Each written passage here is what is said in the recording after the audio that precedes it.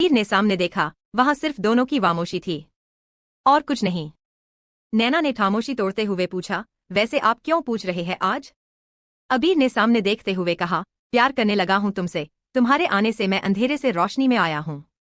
नए ख्वाब देखने लगा हूं, पर हमारे रिश्ते को लेकर तुम्हारा जो नजरिया है। कहते हुए अबीर रुक गया। उसके पास अब कुछ शब्द नहीं थे। नैना को हैरानी हुई कि अबीर उससे प्यार करने लगा है। वो उसे हैरानी से देखने लगी। अबीर ने उसे ऐसे अपनी तरफ देखता पाया तो कहा, अब ऐसे क्यों घूर रही हो?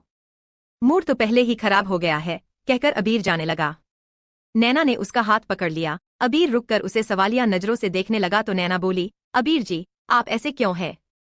एग्जाम देने से पहले कुछ पढ़ाई तो कर ली होती। मतलब? कौन सा एग्जाम? कौन सी पढ़ाई? अबीर ने कंफ्यूज होकर पूछा। प्यार का एग्जाम, नैना ने 3 शब्दों के कहा। अबीर के चेहरे से पता चल रहा था कि उसे अब भी समझ में नहीं आया है। नैना ने उससे कहा, कोई किसी लड़की को ऐसे कौन प्रपोज करता है?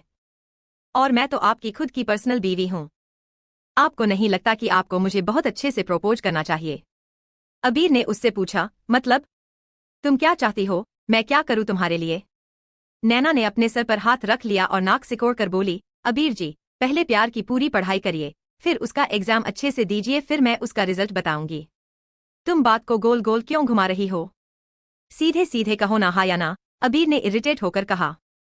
आप खुद तो जलेबी के तरह टेढ़े हैं और आपको बातें सीधी चाहिए।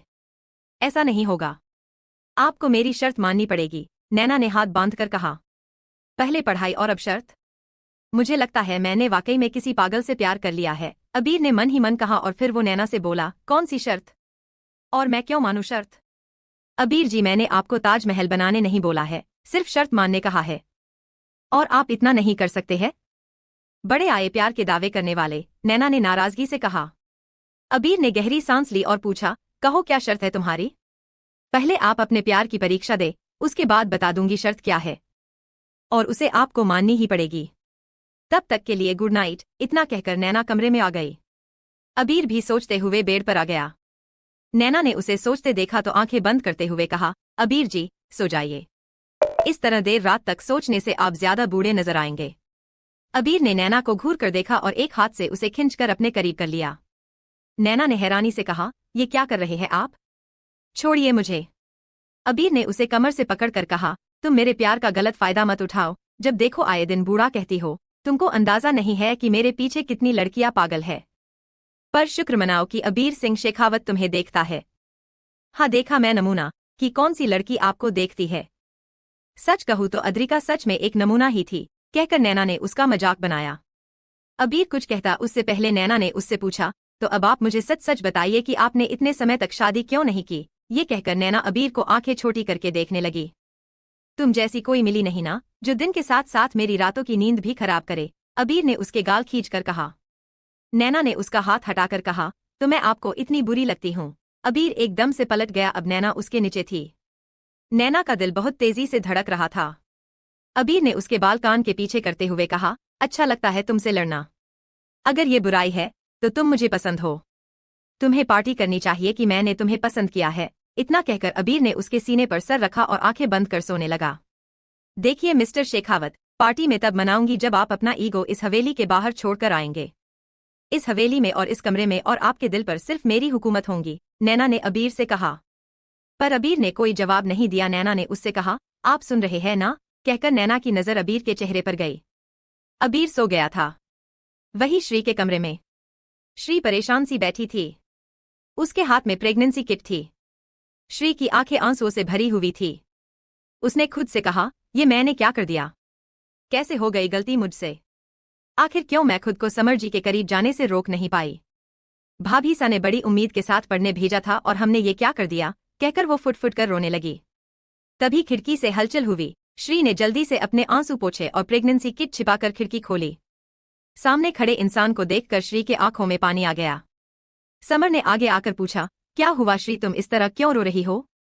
श्री ने समर से कहा, हमसे बहुत बड़ी गलती हो गई समर जी, बहुत बड़ी गलती। नहीं आना चाहिए था हमें आपके करीब, नहीं आना चाहिए था, कहकर श्री उसके गले लगकर रोने लगी। समर की आंखें बड़ी हो गई। उसने मन ही मन सोचा कि क्या श्री को उसके प्लेन के बारे में पता चल गया है? अगर हाँ तो वो ऐसे क्यों चिपक रही है? समर ने उसे खुद से दूर कर उससे पूछा, आखिर बात क्या है, बताओ मुझे। श्री ने रोते हुए सब बताया, जिसे सुनकर समर के चेहरे की हवाइयां उड़ गई। श्री ने आगे कहा, हमसे पाप हो गया है। अगर इस बारे में बाबा सा को पता चला तो वो हमारी जान ले लेंगे। भानुप्रताप, श्री के बाबा अपने उसूलों और सम्मान के खिलाफ कोई काम नहीं करते हैं। पर आज श्री से बड़ी गलती हो गई। मात्र 17 साल की उम्र में उसने प्यार में पड़कर खुद को मुसीबत में डाल दिया है। समर ने उससे कहा, श्री ऐसे रोना बंद करो, कुछ गलत नहीं किया है। हम जल्दी शादी कर लेंगे, किसी को कुछ पता नहीं चलेगा। श्री को शादी की बात सुनकर एक उम्मीद नजर आई। क्या सच में समर जी, आप सच में हमसे शादी करेंगे? समर ने हाँ में सर हिलाया और कहा, श्री मुझे बस थोड़ा सा वक्त दे दो, फिर मैं आकर तुम्हें सब कुछ बताता हूँ।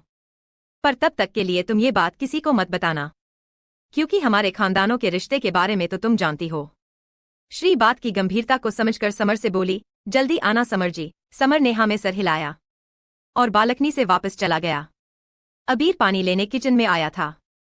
ना जाने उसे ऐसा लगा जैसे कुछ गलत हो रहा है, बहुत गलत। इस एहसास के साथ अबीर घर के बाहर आया। घर के बाहर पहरेदार मौजूद थे।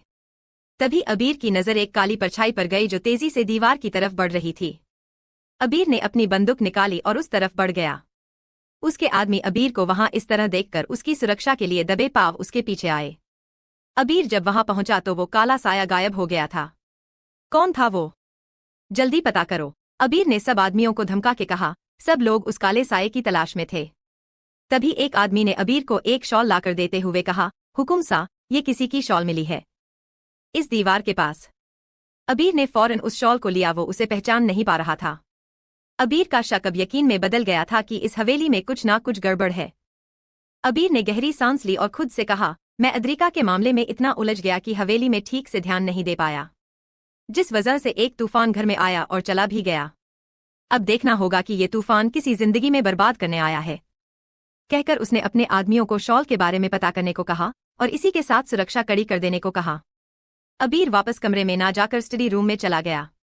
वो इतनी आसानी से इस तूफान को अपना घर बर्बाद करने नहीं दे सकता है।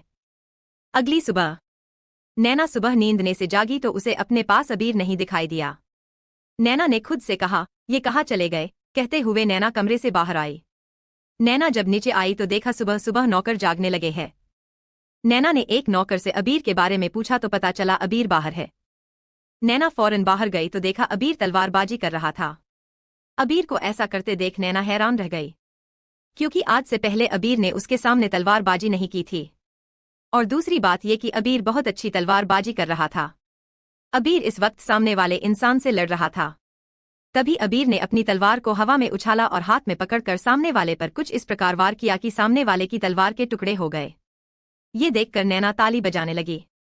वाह अबीर जी, मजा आ गया। नैना ने ताली बजाकर कहा। अबीर और उसके आदमियों का ध्यान उस तरफ गया।